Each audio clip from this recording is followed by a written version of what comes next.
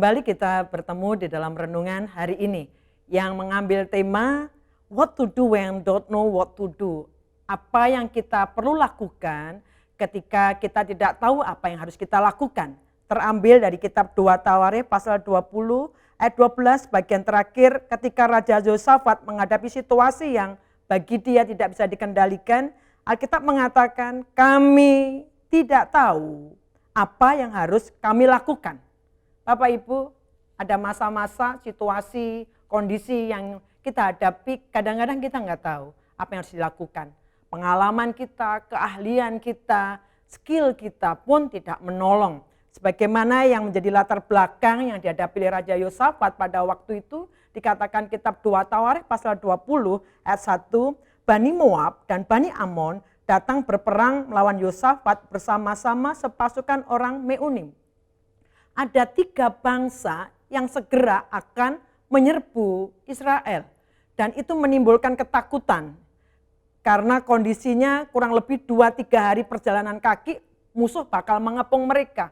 Dan respon pada waktu menghadapi itu, lihatlah bagaimana dialami oleh Yosafat. Ayat 3 mengatakan demikian, Yosafat menjadi takut.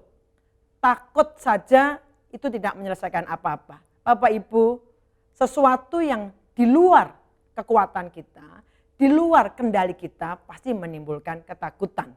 Dan itu juga yang dialami oleh Yosafat. Dia berhitung kekuatannya tak mampu untuk menghadapi 3 bangsa yang sekaligus menyerangnya. Tapi takut saja tidak menyelesaikan. Dan Alkitab mengatakan begini, yang pertama ayat 3, Yosafat menjadi takut lalu. Jangan takut saja tapi ada sesuatu yang kita bisa kerjakan. Lalu mengambil keputusan untuk mencari Tuhan. Ia menyerukan kepada seluruh Yehuda supaya berpuasa. Yang pertama Bapak Ibu, perlu kita untuk set hati kita untuk mencari Tuhan. Jadi saya yakin kita semua berdoa. Tapi yang ayat 3 ini sebuah keputusan, menetapkan hati. Saya yakin kita semua pasti berdoa menghadapi situasi yang menakutkan. Tapi tetapkan hati, ambil komitmen dengan sungguh-sungguh. Ajak rekan, bisa jadi lewat WA, lewat apapun teknologi kita bisa ajak. Tetapkan hati untuk doa. Dan juga kita bisa mengambil keputusan untuk berpuasa. Jadi orang yang berdoa itu seperti merecharge. Jadi kalau handphone ini lowbat, kalau kita biarkan nggak akan berfungsi. Doa itu seperti merecharge. Jadi memberi baterai lagi. Saya mendorong Bapak Ibu, hari-hari ini doa tidak pernah salah. Jadi lakukan doa dan kalau bisa juga bisa puasa. Yang kedua dikatakan demikian ayat yang ke-12. Dikatakan ya Allah kami, tidakkah engkau akan menghukum mereka? Dan saya lompat bagian terakhir, kami tidak tahu apa yang harus kami lakukan. Tetapi mata kami tertuju kepadamu. Yang kedua fokus kepada janji Tuhan, jangan pada masalah. Saya tahu masalah ini seringkali menutup pikiran kita sehingga kita tertutup untuk melihat janji Tuhan. Tapi justru sekarang ini waktu yang paling baik untuk fokus kepada the promise of God, janji Tuhan. Bapak Ibu, ada satu kali kami sekeluarga ini mengalami satu kondisi yang berat, tapi pada waktu kami berdoa justru kami mendapatkan firman Tuhan. Firman Tuhan itu terambil dari kitab Yesaya 49 ayat 17 mengatakan begini, orang-orang yang membangun engkau datang bersegera.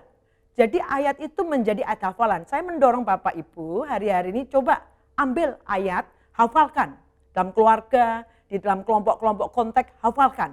Biarkan ayat itu menjadi kekuatan kita. Dan pada waktu kami terus-menerus menghafalkan ayat itu beserta dengan anak-anak, dan sungguh iman kami dibangkitkan, kami tidak lagi fokus pada masalah, tapi fokus pada janji firman Tuhan, dan itu membangkitkan kekuatan. Kemudian yang ketiga Bapak Ibu, ayat 13, sementara itu seluruh Yehuda berdiri di hadapan Tuhan. Stood before the Lord. Artinya belajar untuk nunggu, belajar untuk menanti jawaban Tuhan. Dan orang yang menanti Tuhan itu melatih kesabaran, melatih juga ketekunan, dan juga melatih keyakinan kita. Kita seringkali diajar untuk bersabar dan menanti janji Tuhan itu digenapi. Jadi jangan ambil tindakan karena ketakutan, jangan juga ambil tindakan karena kekecewaan. Dan yang terakhir ayat 22 dikatakan demikian. ketika mereka mulai bersorak-sorai dan menyanyikan nyanyian pujian, dibuat Tuhanlah penghadangan terhadap Bani Amon dan Moab dan orang-orang dari pegunungan Seir yang hendak menyerang Yehuda sehingga mereka terpukul kalah. Jangan merendahkan, meremehkan kuasa pujian penyembahan. Yang keempat, belajar untuk memuji, menyembah Tuhan. Lakukan itu secara pribadi, secara komunal dengan keluarga kita, maupun kontak lewat teknologi yang kita bisa kerjakan tanpa harus berkumpul. Kita bisa memuji, menyembah Tuhan.